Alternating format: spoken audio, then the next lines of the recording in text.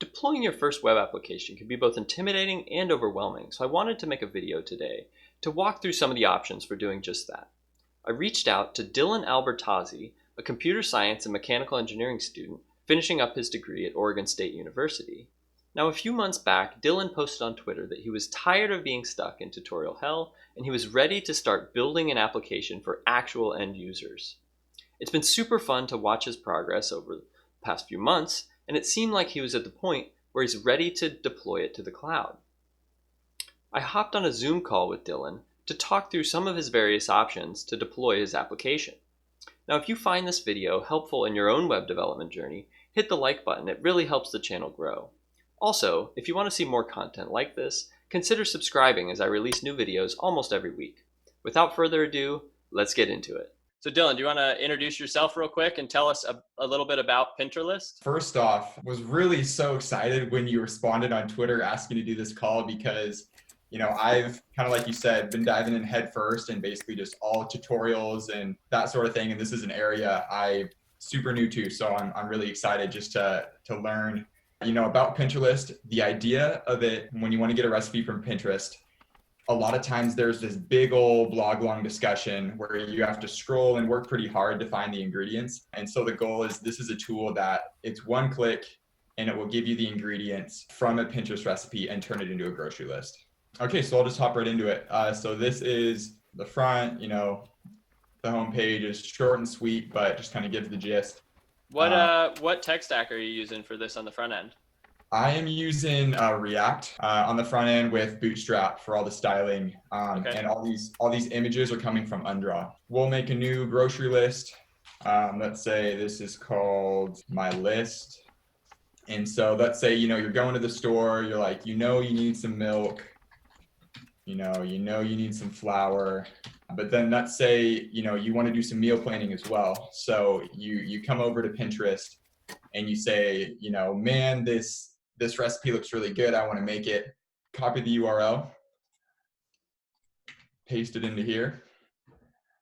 And then nice. There's all the ingredients that you're going to need. And you can trim it down. Most people are already going to have salt and pepper, butter. A lot of people have. So, you can delete the things you don't need, and that's it. And you just rinse and repeat until you have your grocery list, and then off you go.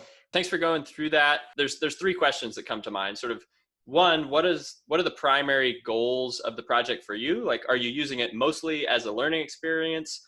Are you using it to showcase to future employers? Or are you thinking that you want to actually take this and scale it and try to turn it into a business that you can run with? And so for the purposes of right now, let's just say it's to have as a showcase to employers. The second question that I would think about is, how many people do we expect to be using this thing, and what are their usage patterns? I think it would be just mainly friends, family, and employers. Like I said, this is version 1. This has a ways to go. Know that this is my first app and that, I don't know, I'm just trying to be realistic with it. The third question, I guess, is kind of related to the first two. What are the longer term plans for this project? Is this something that will live for 6 months, or are you going to be building and maintaining it over the course of many years? Why it's important is that you're going to think about different levels of automation, or what you're willing to invest up front in terms of design of the systems around the application will pay dividends down the road, but might not be worth it if it's a shorter term project. This is going to be a project that I do carry out for a long time, that I am always chipping away on and trying to tweak and hone in. So it's something I would like to take as a longer term.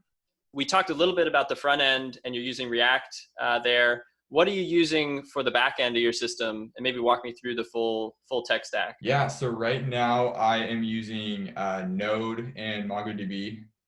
This is, the MERN Stack is the full thing. And in school, our web development courses, we learned Node and those things, and it seems to be very widely used. And that's the reason that I jumped in. And as I'm getting to know it, I'm liking it. Being able to use JavaScript on the front end and the back end is a super powerful thing in terms of you don't have to learn a whole nother language in order to make progress on both the front end and the back end. So I think that's definitely a benefit of going with something like Node. The next thing that I want to walk through is sort of what a progression of different options are in terms of deploying this thing. I think there's a whole range of options that we could think about, ranging from you have it installed on your laptop and we could actually configure configure a DNS provider to route to your home IP address, and you could serve the whole thing up from your laptop.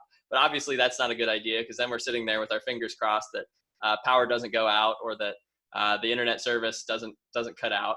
And so that's sort of all at one end of the spectrum. And then the other end of the spectrum is like, hey, we're going to have a Kubernetes cluster running on one of the major cloud providers with lots of instances of this application running all at once. So I think there's a whole number of different options along that spectrum. Likely the best solution for you is going to be somewhere closer to that starting point. We probably don't need a full cluster with multiple instances, et cetera. But I think it's worthwhile to sort of talk through each of those steps along the way and what benefits we would gain and what challenges we would face. The first option that I mentioned was, hey, could we just host this thing on your laptop? And the answer is yes, we could do that. We could go into your router settings at home and configure inbound traffic to the whatever IP address that your internet service provider gives you. You could route that specifically to your laptop or your desktop, and then you could serve up the app that way. There's a number of reasons we wouldn't want to actually do that. One of which is that your internet can go down at any time. Second, generally internet service providers don't give you a static IP address unless you pay extra. We could get around that by setting up what's called a DDNS, dynamic DNS system, where you would run a little client program on your laptop such that if your IP address ever changed, it would send a signal to this service and they would actually switch. Like, let's say you had pinterest.com routed to your home IP. It could detect if that ever changed and actually route that traffic to the new IP. Cool. Interesting. I had no idea that was a thing. I think sort of the second option, and one that may end up being a very good choice for you, is what's called platform as a service. So companies like Heroku. So Heroku and other platform as a service companies essentially try to abstract away most of the underlying configuration that you would need to do in terms of infrastructure, so that you can just go on here and pick one of their platform options. And then you can essentially just take your Node app and bundle it up with their command line tool and deploy it very easily to their service without having to manage the underlying servers individually. This can be a great option as you're first getting started, because one, you eliminate a lot of the learning curve of having to go into Google Cloud or provision your own server on something like Linode. For a side project like this, I believe it starts at $0 a month, which is great. They don't give you any kinds of guarantees in terms of uptime or anything like that. But in terms of just getting started, the user level that you're expecting, I think probably this free and hobby tier is plenty to get started with. And so in order to deploy, you would essentially connect your GitHub repo to their service and put it inside of what's called a container. And that container then is able to run across many different platforms, as long as those platforms have Docker installed on them. Gotcha. And so that's the underlying technology that allows Heroku and other platforms to kind of take your app and ensure that it's going to run consistently on their platform compared to how it's running on your development environment. Oh, so the container is basically its own little operating system and computer, or yeah, it's like a virtual machine, but it's not virtualizing the hardware. Conceptually, it's very similar to like a virtual machine. Got it. So I can just do. So that seems like it's. I guess I haven't seen the other ones, but that seems like a great way to do it. Yeah, I think this is likely what you're going to want to end up doing, given the fact that we want this to be as easy as possible to get onboarded, have it up and running. I think it should, even on the free tier, it should handle the level of traffic that you're thinking about. Mm-hmm. It sounds like you're already using MongoDB Atlas, which is their hosted version. So you're not even going to have to worry about a lot of the configuration that would come from installing Mongo locally. And I think that's a great option to minimize the complexity of the configuration, is to use a hosted service like this. So that's kind of the first option. Do you have any other questions? You know, with Heroku, I've actually done it before where you just include your Git repository. Is that different than what you're talking about?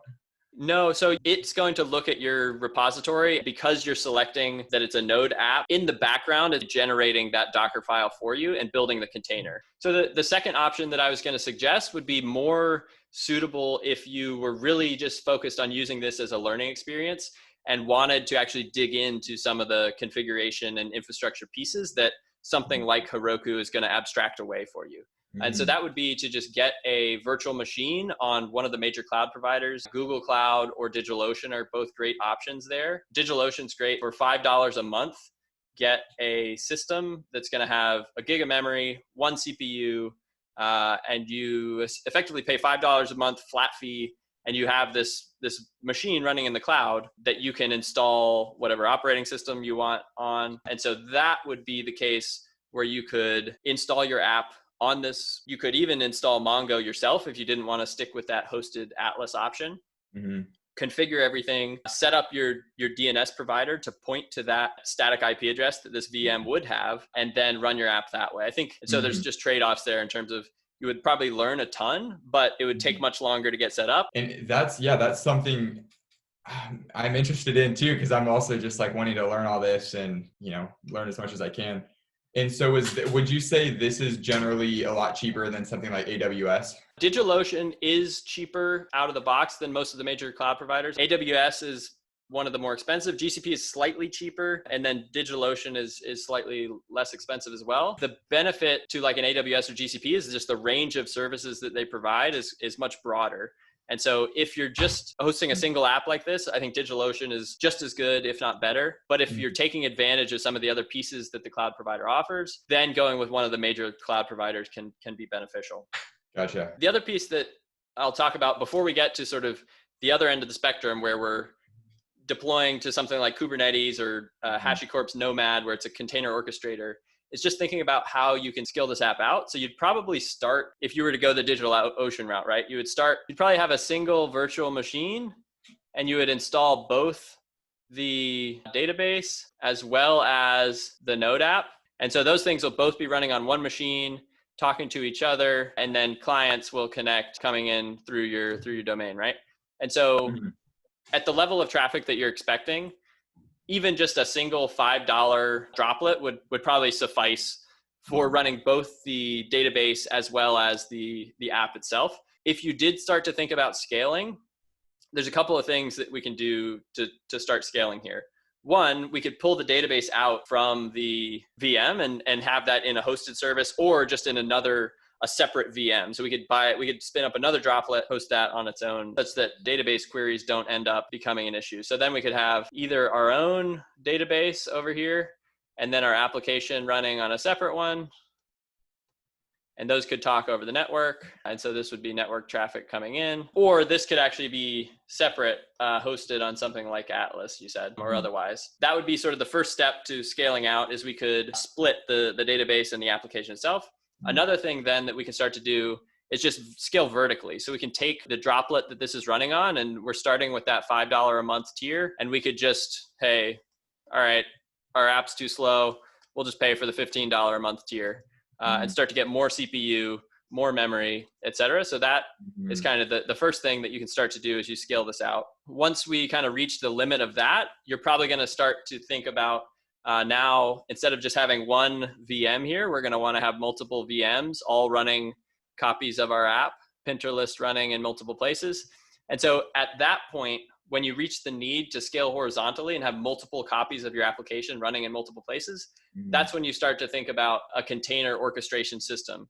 So if we've Dockerized our application, now we have this container that we can deploy very easily. And so systems like Kubernetes or Nomad are really well suited for handling that type of thing. Yeah, so that's kind of how I would think about deploying this thing. I think going with Heroku and keeping the database within Atlas is probably a great way to go as you want to get this thing up and running, allow potential future employers to use it, get your friends and family hooked, and then start the ad campaign on Facebook to take over the world.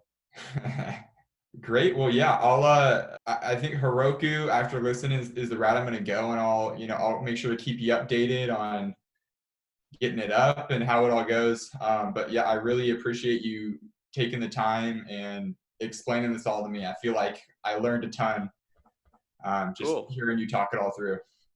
Awesome. Yeah, it's been fun chatting. If people want to find you on the internet, eventually you'll be looking for jobs. Where do these future employers come check you out? Yeah, you can go to my website, DylanAlbertazzi.com. Okay. or on Twitter at Dylan Albertazzi. Awesome. And I'll put links to those in the description or something on the screen. Who knows? We'll see. great. Well, fun chatting, Dylan, and hope you find that Heroku is a good option as you get this thing deployed. Thanks, Sid. I really appreciate you taking the time. All right. Take care. All right. See ya. Bye.